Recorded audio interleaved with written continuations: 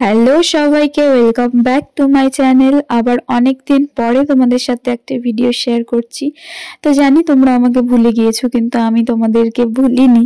আমার কিছু অসুবিধার জন্য আমি তোমাদের সাথে যুক্ত থাকতে পারছিলাম না, কিন্তু এখন থেকে চেষ্টা করব যুক্ত থাকার। তো তোমরা সবাই আমাকে ভুলে যেও না।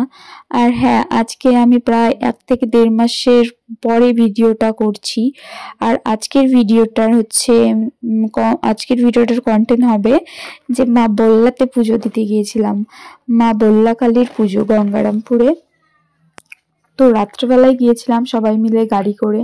তাই যে দেখতে পাচ্ছ চারিদিকের পরিবেশ, এটা কিন্তু রাতের ভিউ, ঠিক আছে। আর প্রচুর জ্যাম ছিল, রাস্তাঘাট পুরো গাড়িতে ভরা। আর আমাদের বাড়ি থেকে প্রায় 3-4 ঘন্টা দূরত্ব।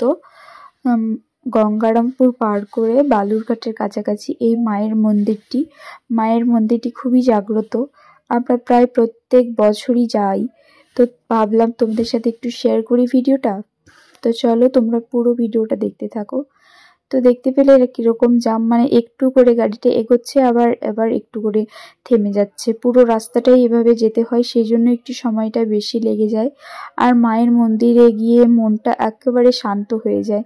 তাই জন্য প্রত্যেক বছর এই বারটা এলেই মনটা কেমন যেন করে মায়ের কাছে যাওয়ার জন্য। তো এইবারে ভাবলাম যে তোমাদেরকেও নিয়ে যাই আমার সাথে। তোমরা যদিও আমাকে ভুলে গিয়েছো, কিন্তু এই ভিডিওটা দেখার পরে প্লিজ একটু তোমরা সবাই আমার পাশে থেকো। আর যারা যারা আমার চ্যানেলটাকে এখনো সাবস্ক্রাইব করোনি, প্লিজ সাবস্ক্রাইব করে দিও। এই যে চারিদিকে দেখতে পাচ্ছ কত গাড়ি পার্কিং করা রয়েছে, এগুলো আমরা প্রায় কাছাকাছি চলে এসেছি। আর আমরা রাত্রেবেলা বেরিয়েছিলাম বাড়ি থেকে, তোমার ধরো 6টা-7টার দিকে, আর ওখানে পৌঁছেছিলাম ওই 3-4 ঘন্টা পরে। তো এই যে দেখো আমাদের গাড়ি পার্কিং করা হয়ে গেছে। এবার এখান থেকে প্রায় হেঁটে যেতে হবে 3 থেকে 4 কিলোমিটার পায়ে হেঁটে যেতে হবে মায়ের মন্দিরে। গাড়ি ঘোড়া কিছু অ্যালাউ করবে না, কারণ সব গাড়ি যদি অ্যালাউ করে রাস্তাঘাট তো এমনিতেই জ্যাম হয়ে যাবে। আর প্রচুর লোক হয়, কোটি কোটি লোক হয়। তোমরা না দেখলে হয়তো বিশ্বাস করবে না। আর যারা যারা এসেছো তারা তো জানোই। তো দেখো ছেলেকে কোলে নিয়ে আছে ওর কাকু। আর আর হ্যাঁ, আমরা কে কে এসেছিলাম সেটাই তো বললাম না। আমরা সবাই মিলে এসেছিলাম, আমার বর, তারপরে আমার দাদা ভাই সবাই মিলে এসেছিলাম। তো আমরা এখন পায়ে হাঁটার রাস্তা দিয়েছি। এটা হাই রোডটা পের করেই, হাই রোডটা পার হওয়ার পরেই আর কোনো গাড়ি ঘোড়া এলাও নেই, সম্পূর্ণ হাঁটে হাঁটে যেতে হবে। তো চলো তোমরা ভিডিওটা দেখতে থাকো, আর আমি তোমাদেরকে আমার সাথে নিয়ে যেতে থাকি। তোমরা আমার সাথে চলো তোমরা আমার সাথে। আর আমার এই বছর দিয়ে 2বার হলো মা বল্লাতে যাওয়ার। গেলবারে গিয়েছিলাম, এবারও গেলাম।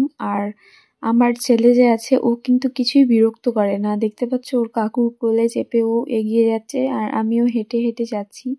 আর রাস্তায় দেখতে পাচ্ছ তো কত ভিড়। আর এটাই হচ্ছে মেন আকর্ষণ।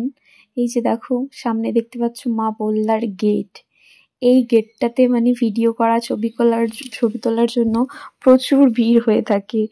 আর আমিও খানিকটা এখানে ভিডিও করে নিলাম, আর একটি ছবিও তুলে নিয়েছিলাম। আর আমি যে যাই, এই যে দেখতে পাচ্ছ এত প্রচুর লোক, মেয়ে ছেলে প্রচুর। আর এখানে সবার খুব খুব খুব খুব আনন্দ হয়। তো দেখো ছেলে কিন্তু আমার কাছে আসছে না, ওকে আমি নিতে যাচ্ছিলাম, ও আসবে না। তাছাড়াও আমি এত ভিড়ের মধ্যে ওকে নিয়ে হাঁটতেও পারতাম না, যেহেতু আমার সাথে দাদা, তারপরে আমার দেওর, সবাই গিয়েছিলাম একসাথে। তো ওদের সাথেই ও বেশ সুন্দর যাচ্ছিল। তো দেখো কখনো এর ঘাড়ে চেপে যাচ্ছিল, কখনো ওর ঘাড়ে চেপে যাচ্ছিল। এই যে দেখো এখনো ওর বাবার ঘাড়ে চেপে আছে। আর আমরা এখন এখানে ভোগ কিনছিলাম মায়ের জন্য। তো এখানে ভোগের দোকানে দাঁড়িয়েছি, ভোগ কিনবো। এবার একটু কাকুর ভিডিও করে নিচ্ছিলাম, কাকুকে জিজ্ঞাসা করছিলাম, ওটাই বলছিল যে হ্যাঁ করো। তো এই যে দেখো এখানে ভোগের মধ্যেও আবার আমার এখানকার ভোগের মধ্যে না, ওই যে পুতুল পুতুল করে ভোগগুলো যে তৈরি করে, রথ, তারপরে ঠাকুরের ছবি দিয়ে সুন্দর সুন্দর, এই যে দেখতে পাচ্ছ এই থালাটার মধ্যে সাজানো আছে, ওগুলো আমার খুব ভালো লাগে। বাতাসাই হয় ওগুলো, কিন্তু ওগুলোই ওই মায়ে বললার এখানে খুব চলে। তো দেখো এখানে কাকুর সাথে এবার হাঁড়িটা বলছে যে ভোগ কিনলে হাঁড়িটাও 15 টাকা দিয়ে কিনতে হবে, সেটাই কাকু বলছিল। তারপর আমি বললাম ঠিক আছে হাঁড়িতে করেই দিয়ে দেন। তো এখানে এবার ভোগ নেওয়ার পরে যাব হচ্ছে মায়ের দর্শন করতে। তো মায়ের দর্শন করতে যাওয়ার যেখানে মানে বিসর্জন দেওয়া হয় সেই দিক দিয়ে যাচ্ছিলাম। তো আগে মায়ের বিসর্জনের যে পুকুরটাতে দেওয়া হয় সেটাই আমরা দেখছিলাম। মাকে কিন্তু এই যে দেখতে পাচ্ছ আমার পেছনের লাইটিংটা, ওটাই মায়ের মন্দির। আর মাকে এই পুকুরটাতে বিসর্জন দেওয়া হয়। মা কিন্তু মানে এটা একটা প্রচলিত প্রথা আছে আমাদের হিন্দু ধর্মের গ্রন্থের মধ্যে, যে যেইখানে মা বিসর্জন মানে আগে থেকে পূর্বপুরুষ থেকে যেইখানে মানে বিসর্জন দেওয়া হতো সেইখানেই দেওয়া হয়। তো এই পুকুরটারও একটা মাহাত্ম্য আছে, সেটা আমি জানি কিন্তু আজকের ব্লগে আমি বলছি না। আর তোমরা কেউ বিশ্বাস করতেও পারো নাও পারো। তো যাই হোক, তো আমি সেই পুকুরটার থেকেই মানে দূর থেকে দেখছি মন্দিরে কত ভিড়। তো আমরাও একটু পরে এখন যাব মন্দিরে, তার আগে আমরা এখানে একটু দেখে নিলাম, পুকুরটা দর্শন করে নিলাম আর একটু হচ্ছে জল টল ছিটিয়ে দিলাম মাথার মধ্যে। তারপরে আমরা যাব। এই যে দেখতে পাচ্ছ হাঁড়ি হাতে নিয়ে আছি, ভোগের হাঁড়ি। তো দেখো ফাইনালি চলে এলাম মায়ের দর্শন করতে। আর তোমরাও দর্শন করে নাও। আর সবাই মনের ইচ্ছে মায়ের সামনে বলো, সবার ইচ্ছে মা পূরণ করে। তো সবাই ভালো থেকো, সুস্থ থেকো। আজকের মতো এখানেই টাটা।